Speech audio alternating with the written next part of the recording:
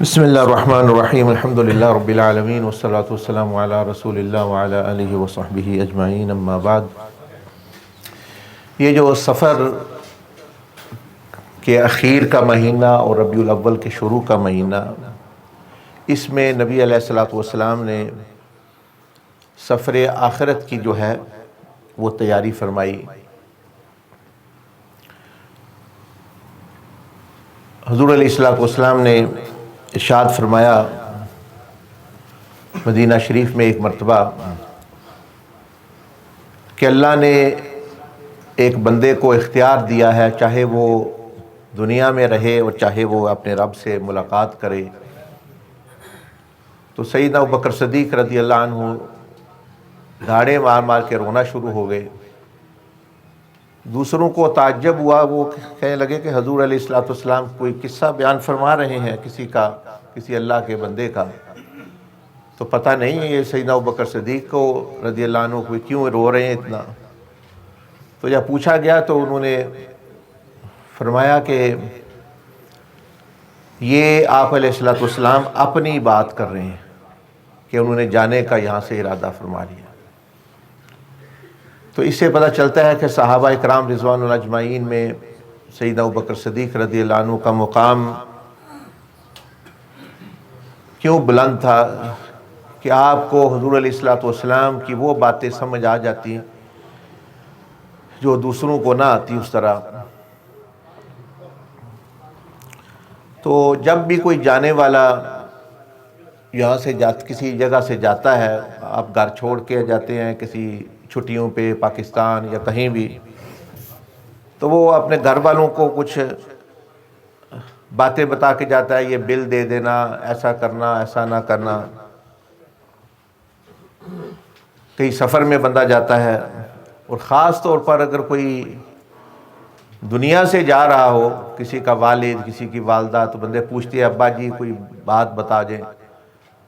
کوئی وصیت کر جائیں، تو اس وقت پھر وہ بہت اہم بات کرتے ہیں، بھئی فلاں فلاں سے اس طرح تعلق رکھنا، فلاں سے ہمارا لین دین ہے، بہنوں کا خیال کرنا وغیرہ وغیرہ۔ جتنی کسی کی سمجھ بوجھ ہے اتنا وہ کہے گا۔ نبی علیہ الصلوۃ والسلام کو اللہ پاک نے علم الاولین والآخرین عطا فرمایا، یعنی پچھلوں کا بھی علم عطا فرمایا، اور جتنے آنے والے قیامت تک آنے والے واقع ان کا بھی علم عطا فرمایا۔ تو آپ علیہ السلام کے جو 3 خطبے جو ہیں وہ ملتے ہیں، یعنی نصیحتیں آخری جو ہے، ایک تو آپ نے جو آخری حج فرمایا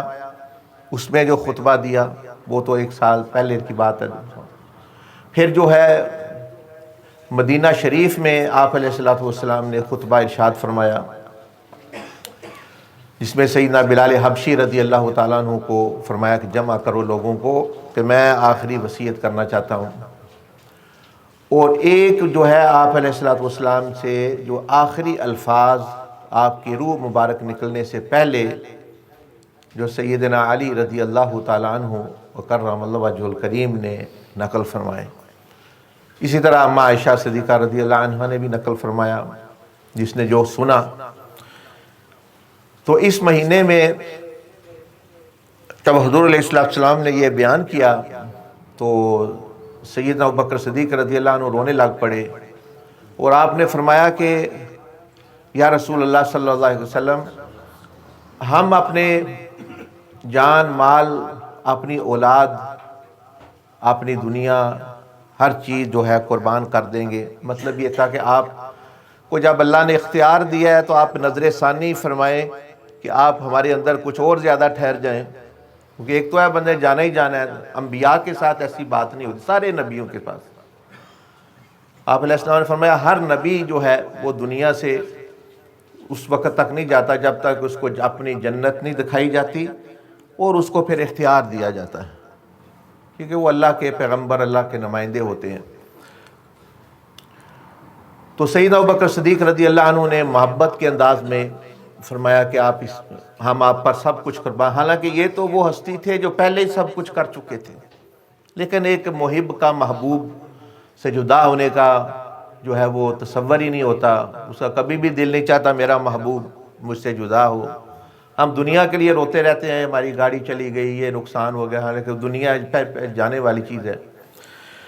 اور جو حضور علیہ السلام جیسی ہستی جن کی محبت کا مرکز ہو، جنہوں نے سارا وقت ساتھ گزارا ہو بچپن سے، یعنی دوستی سے لے کر غار تک اور غار سے لے کر مدینہ شریف تک اور ہجرت تک اور سارا، تو آپ علیہ السلام نے فرمایا کہ ابو بکر اور دوسرے جو لوگ تھے، فرمایا کہ اگر میں دنیا میں اللہ کے علاوہ کسی کو خلیل بناتا، خلیل کہتے ہیں کہ وہ ہستی جس سے بندے کا دل جو ہے وہ محبت سے بھر جائے، کوئی جگہ خالی نہ رہے، جیسے ایک پیالہ ہے وہ پانی سے بھر جاتا ہے، خالی نہیں ہے، اب اس کو کہتے ہیں خلیل۔ اس لیے حضرت ابراہیم علیہ السلام کو خلیل اللہ کیوں کہتے ہیں کہ نہ وہاں بچے کی محبت آئی، نہ بیوی کی، نہ کی اللہ نے کہا بیوی چھوڑو، انہوں نے چھوڑ دیا۔ ہمارے ہاں بیوی کہتی ہے داڑھی نہ رکھو، بیوی کہتی ہے نماز نہ پڑھو، بیوی کہتی ہے دین پر نہ چلو، چلو جی گزارا تو کرنا ہے۔ بھئی وہ گزارا آپ کب تک کریں گے؟ قبر میں کون آپ سے گزارا کرے گا؟ وہاں حشر میں کون آئے گا؟ یہی لوگ آپ کو جوتے ماریں گے کہ آپ نے ہمیں بھی نہیں صحیح بات بتائی اور خود بھی ہمارے پیچھے چلتے رہے۔ تو وہ فرمایا حضرت ابراہیم علیہ السلام کو اللہ پاک نے کہ بیوی کو چھوڑ دو۔ انہوں نے پوچھا کیوں چھوڑوں؟ بیوی کے تو بڑے حقوق بیوی کے ہوتے ہیں، لیکن اللہ ہی نے مقرر کیے ہوتے ہیں نا۔ جب حضرت ہاجرہ کو فرمایا چھوڑا، وہ چھوڑ آئے۔ بچے کو فرمایا بچے کو چھوڑ آئے، سارا کچھ۔ تو یعنی اس لیے ان کو لقب ہے لا الہ الا اللہ ابراہیم خلیل اللہ، کہ ان کے دل کے اندر اللہ کے علاوہ کسی کی محبت نہیں ہے، غالب ہے وہ اللہ کی۔ تو حضور علیہ السلام کے دل میں بھی یہ تھی، ایسی حالت تھی، اس سے بھی اعلیٰ کہ آپ کے دل میں بھی اللہ کی محبت کا غلبہ کوئی چیز نہیں۔ تو آپ نے فرمایا کہ اگر اللہ کے علاوہ میں کسی کو اپنے دل میں جگہ دیتا تو وہ ابو بکر تھے۔ فرمایا اگر اللہ کے علاوہ کسی کو میں دے، لیکن وہ اللہ کے علاوہ میرا کوئی خلیل نہیں، اس لیے ابو بکر میں جا رہا ہوں۔ میں تو یہاں ایک ذمہ داری مطلب کے لیے آیا تھا، ایک پیغام پہنچانے کے لیے آیا، پیغام میرا مکمل ہو گیا ہے، اب یہ دنیا ہے، اس یہاں سے سب نے جانا ہے۔ تو اس سے پتہ چل رہا ہے کہ نبی علیہ السلام کو جب اختیار ملا بھی ادھر رہنے کا، آپ نے آخرت کو ترجیح دی، یعنی وہ ہمیشہ کی دنیا یہ عارضی دنیا ہے، فتنے کا گھر ہے وغیرہ وغیرہ۔ پھر حضور علیہ السلام نے ارشاد فرمایا کہ تمام اہل مدینہ کو، جیسے ہم ابھی بیٹھے ہوئے ہیں، ابھی یہ آشٹن میں لوگ رہتے ہیں، مثلا میں ادھر رہتا ہوں، آپ بھی رہتے ہیں سب، تو آپ نے فرمایا اہل مدینہ میں تمہارے ساتھ کافی ٹائم گزارا ہے، 10 سال ہو گئے ہیں، 100 لین دین بھی رہا ہے، معاملات ہوئی ہیں، جنگیں ہوئی ہیں، کاروبار ہوا ہے، شادیاں ہوئی ہیں، مرنے ہوئے ہیں، بہت ساری مطلب ہے پوری دنیا داری، دین داری، ہر چیز جو ہے معاملہ چلتا رہا وہاں۔ تو فرمایا کہ میں اب اللہ کی بارگاہ میں جا رہا ہوں، اور میں اللہ کی بارگاہ میں اس طرح جانا چاہتا ہوں کہ کسی کا میرے خلاف کوئی گلہ شکوہ نہ ہو، کوئی حقوق نہ ہو۔ حالانکہ نبی علیہ السلام تو معصوم تھے، وہ ہمارے لیے یہ سبق سکھا رہے تھے کہ مرنا کیسے ہے، موت کی تیاری کیسے کرنی ہوتی ہے۔ فرمایا لوگوں اگر کسی سے میرا مالی لین دین ہے، مالی لین دین ہوا ہے، کسی کو میں نے پیسے دینے ہیں، میں نے تو اپنے علم کے مطابق ادا کر دیے، لیکن اگر پھر بھی کسی کے ہیں تو وہ کھڑا ہو جائے۔ اب ہمارا حال کیا، ہم جان بوجھ کے لوگ اپنے پر بھی ظلم، لوگوں کا بھی مال ہڑپ، اپنا بھی جو ہے وہ ضائع، اور بہنوں کے بھی حصے کھا گئے، بیٹیوں کے بھی کھا گئے، جائیدادوں کی کھچڑی بنائی، پتہ ہی نہیں کون کس کی ہے کیا ہے، وہ ادھر ہی لڑ کے مر گئے، ہم ادھر مر گئے، ہمارے ڈبے ادھر سے چلے گئے، وہ وہاں، انہوں نے بھی وہاں قبروں میں جانا ہے، اور اپنی جو ہے وہ آخرت جو ہے وہ تباہ کر رہے ہیں۔ اور یہ وہ ہستی ہے کہ جن کے لیے اللہ نے 2 جہاں پیدا کیے، وہ فرما رہے ہیں کہ پھر بھی کوئی معاملہ ہے تو مجھے بتا دیں، مالی معاملہ، کیونکہ یہ تو اتنا مشکل ہے کہ وہاں اللہ پاک جو ہے، یعنی کہتے ہیں شہید کے بھی سارے گناہ معاف، یہ نہیں ہوتا، یہ بڑا سیریس مسئلہ ہے۔ تو ایک بندہ کھڑا ہو گیا، وہ کہنے لگے کہ میرے آپ نے 3 درہم دینے ہیں۔ آپ نے فرمایا میں نہیں، تمہیں جھوٹا نہیں کہتا ہوں، لیکن تم سے بتا دو کب کیے ہیں، میرے تو ایسے ذہن میں نہیں ہے۔ اس نے کہا کہ ایک دفعہ ایک فقیر آیا، بھکاری، آپ سے اس نے کچھ مانگا، تو آپ کے پاس اس وقت موجود نہیں تھا کوئی، تو آپ نے مجھے کہا ہے تمہارے پاس کچھ پیسے تھی؟ میں نے کہا 3، تو آپ نے مجھے فرمایا دے دو، تو میں نے دے دیے۔ تو آپ نے فرمایا ہاں یہ بات میں یہ لے لو، حالانکہ اس نے تو اللہ کی راہ میں دیے تھے، نبی علیہ السلام نے قرض تو نہیں لیا، آپ نے تو اس کا فائدہ کیا، اس کے جو پیسے ہیں وہ بھی اللہ کی راہ میں لگ گئے، لیکن پھر بھی آپ نے کوئی جھگڑا نہیں کیا، نہیں تم نے اللہ، ہمارے ہاں اتنا جھگڑا ڈالتے ہیں پیسے کی وجہ سے، تھوڑی جی ایک مرلے کی وجہ سے،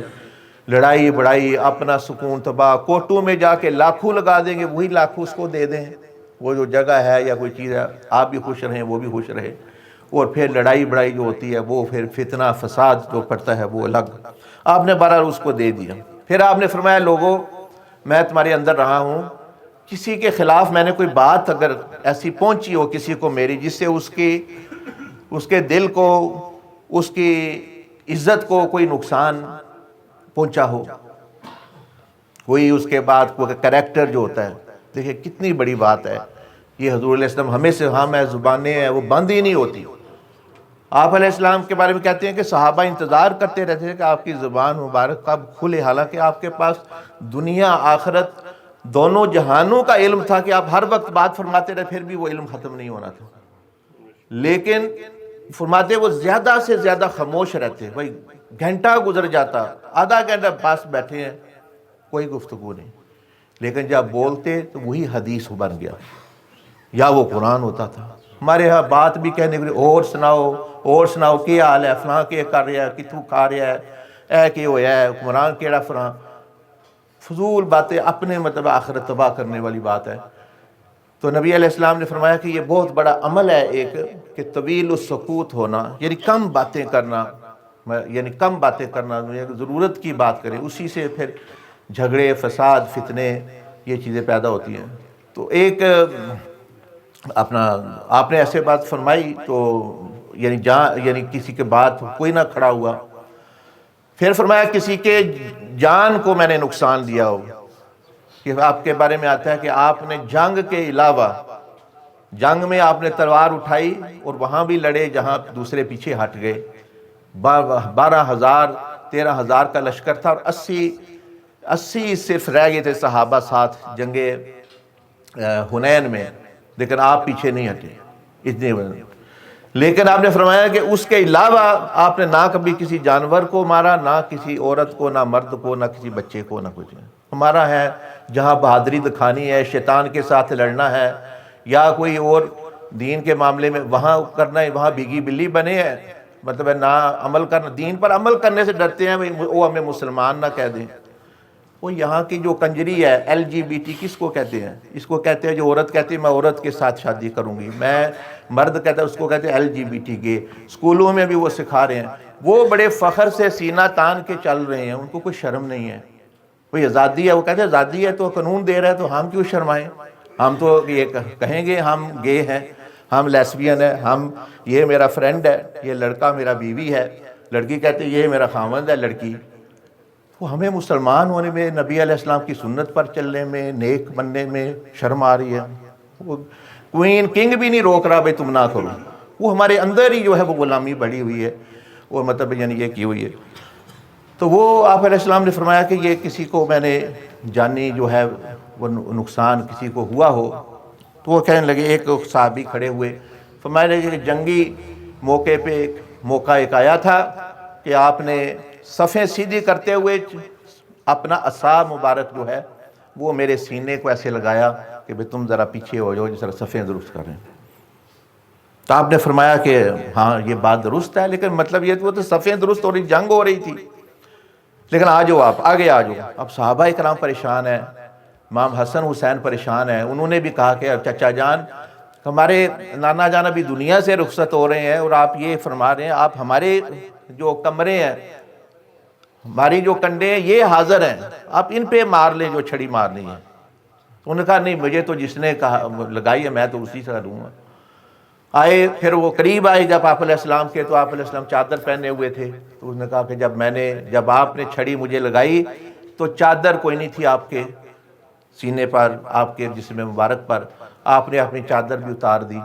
اور اس نے بڑے شدت کے ساتھ آپ کو جو ہے معانقہ کیا، یعنی جپھا مارا، پیار لیے، اور فرمایا کہ میرے یہی غرض تھی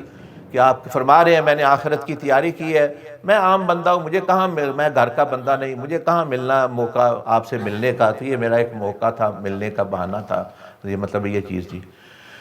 پھر آپ علیہ السلام نے جو آخری الفاظ بیان فرمائے جو حضرت علی فرماتے ہیں، وہ فرماتے ہیں وہ یہ تھے کہ دو چیزیں فرمایا ایک تو اپنا اور رب کے تعلق کا خیال کرنا، ہمیشہ مطلب کرنا کہ کس طرح ہے روزانہ بہتر ہو، کیونکہ یہی آپ کو کام آنا ہے اور یہ نہ ہونے سے اس کا نقصان ہونا ہے۔ اپنا اور رب تعالیٰ کا تعلق، نماز ہے، اخلاص ہے، اندر سے بندہ اللہ کا ہے صحیح۔ اور دوسرا فرمایا وما ملکت ایمانکم،